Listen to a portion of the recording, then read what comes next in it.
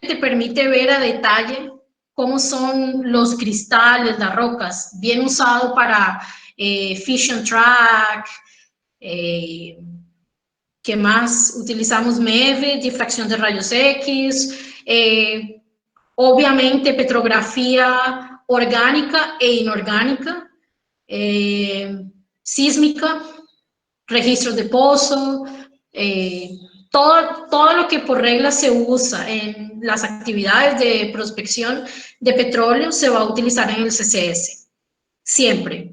Es casi que lo mismo. Lo que cambia es el comportamiento geoquímico del CO2 versus el petróleo. Por ejemplo, lo que se espera es que ese CO2 que ha sido inyectado se mineralice, y eso es lo que ofrece la seguridad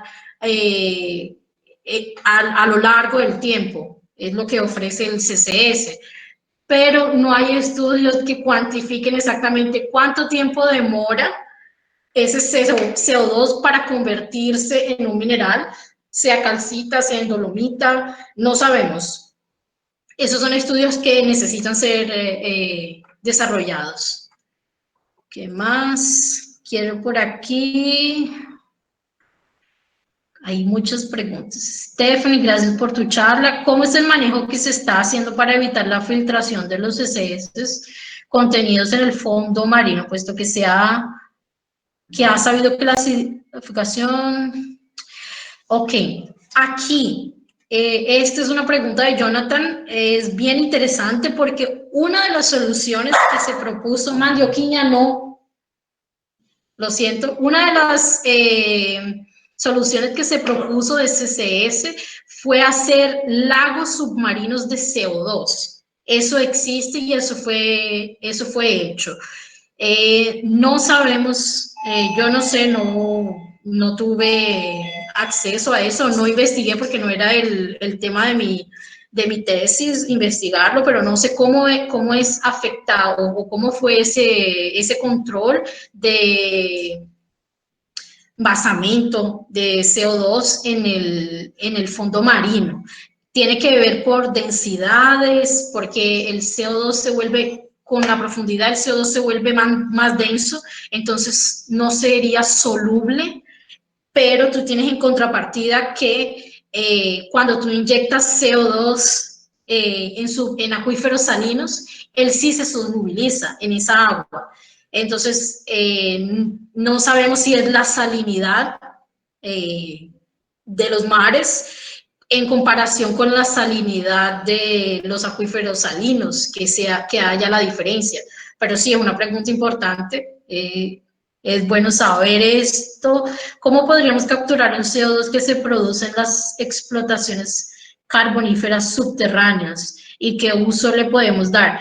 Cuando me dices carboníferas es carbón, ¿cierto? Entonces, co-bed-methane lo que hace es que tienes que tener en superficie, tienes que tener un hub de separación de CO2, de ese metano que estás produciendo, obviamente, y luego ver si donde estás explotando el metano cumple todas las características necesarias para hacer la inyección de CO2 o no, y si no, buscar otros. Por ejemplo, el Cerrejón. El Cerrejón en algunas partes sería prospectivo, en otras no. Ahí no sé cómo, ahí no sé porque yo no estudié geología de la costa. Yo soy de la costa, yo soy de Barranquilla, pero no estudié nada sobre geología de la costa. Pero, por ejemplo, en Bogotá, Ubaté, que tiene un gran potencial carbonífero, el problema es la tectónica. Nosotros tenemos los Andes y las rocas cerca de Bogotá están altamente deformadas, entonces necesitas garantizar que tu reservatorio puede tener todas las opciones geológicas de porosidad, permeabilidad y demás, pero tienes que garantizarme de que la deformación no va a ser uno de los peligros de escape de CO2. ¿Quién más? Eh, los usos que le puedes dar al CO2. Por ahí vi un estudio de que utilizan CO2 para generar cemento. O sea, las cementeras son una de las mayores generadoras de CO2 también. Y en Colombia, por ejemplo, en Ubaté, Zipaquirá, la Sabana de Bogotá, yo hice mi Campo 6 ahí y la contaminación es alta. Ahora, no podríamos esperar tener un hub de CCS ahí porque la deformación es alta, pero sí podríamos utilizar una DAC que sería usar unos filtros para capturar ese CO2 que no salga, que no sea emitido cuando están calentando o en los hornos. Entonces, atrapas ese CO2 y de alguna manera incluyes el CO2 en la molécula del cemento, o sea, él va a ser parte del cemento. Ahí ya la emisión, abates toda la emisión del CO2. Ese es uno de los llamados uso. En la parte de CCUS, ese es uno de los estudios que están siendo hechos. Harold, qué pena, se me fue internet, quisiera saber qué condiciones debe cumplir la roca para albergar CO2. La roca tiene que tener porosidad, permeabilidad y tiene que tener unos minerales específicos. Creo que en la pregunta de Mariana respondí esa. Camilo Anaya, aunque a menor profundidad, el cuarzo comentaría la falla. Aunque Camilo, si estás por ahí, explícame tu pregunta porque no entendí muy bien. Paul Buenano. Hola, hola nuevamente yo. No, es que tú estabas hablando sobre que una profundidad pues superior a 1 kilómetro para el almacenamiento de CO2 y tener cuidado con las fallas regionales, ¿no? Entonces, pues a mí Sí, me vino a la mente que a menor profundidad el cuarzo se va a venir, termina siendo un cemento en la falla, ¿no? O sea, sí. entonces eso es lo que te quería preguntar, si ese cemento de cuarzo podría funcionar para almacenar, digamos, siguiendo con la pregunta que te hice inicialmente, en rocas volcánicas, ¿no? Sí, entonces, es que el problema es que tú puedes tener el cuarzo y él se te adhiere, el CO2 se te va a adherir al cuarzo, pero si tu permeabilidad es alta, él va a fluir, o sea que, y él va a fluir porque puede estar libre, puede ser CO2, recuerda que es CO2 absorbido y libre. Entonces, tienes una parte que es absorbido, pero tienes otro que es libre. Si él encuentra una falla o alguna parte frágil, él va a escapar.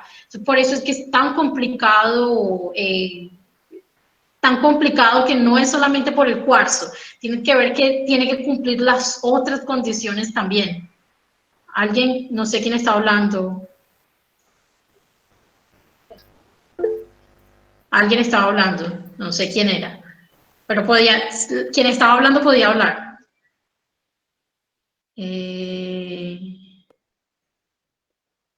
¿Cómo podríamos capturar los CO2 que se producen en las... Ok, ya. Harold, Camilo. La tectónica en qué afectaría la producción de CCS. Ok, sí. Por ejemplo, la tectónica que generó las trampas o que creó las trampas eh, ayuda.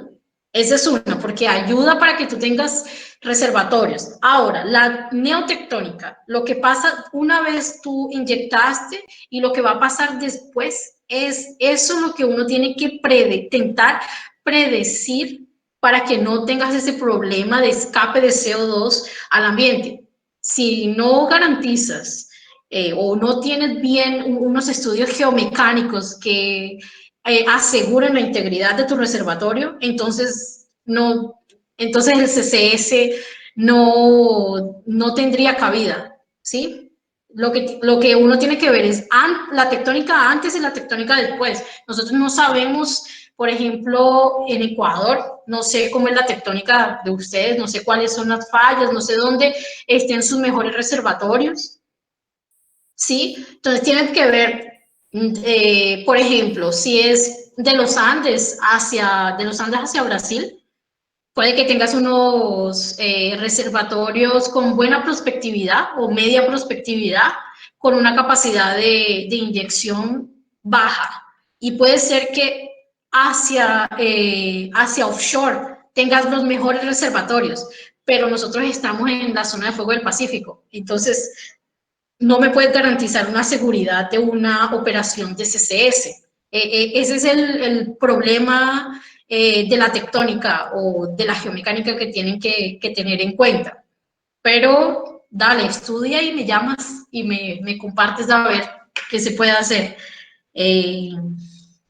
Se mide la capacidad de CO2 que se va a inyectar. Sí, la capacidad del CO2 que se va a inyectar se mide con la capacidad de absorción que él pueda tener. Entonces, dependiendo del tipo del mineral, él va a tener una capacidad de absorción específica, un valor 0.5, 0.8, y ahí tienes que entonces multiplicar 0.8 por 10% de porosidad, 30% de porosidad, 5% de porosidad.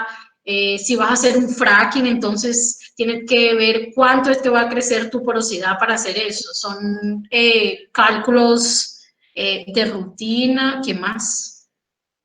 No sé dónde está. Ricardo, muchas gracias, Stephanie. Vale, tu presentación. En el escenario colombiano, ¿cuál es el mayor desafío para implementar esta tecnología?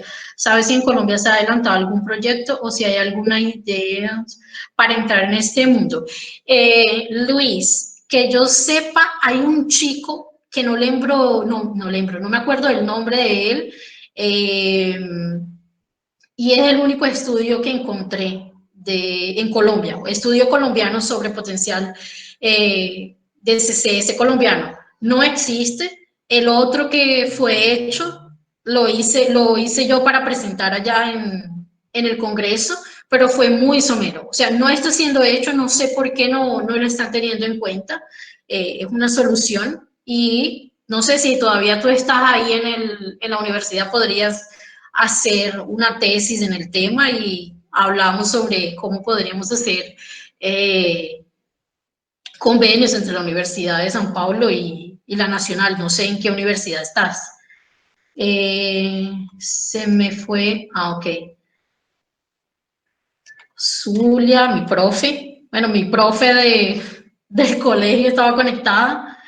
En secuencias, Cristian. Sí, Cristian es la misma pregunta de, creo que es Camilo, tu nombre, el que ha estado hablando por ahí. Eh,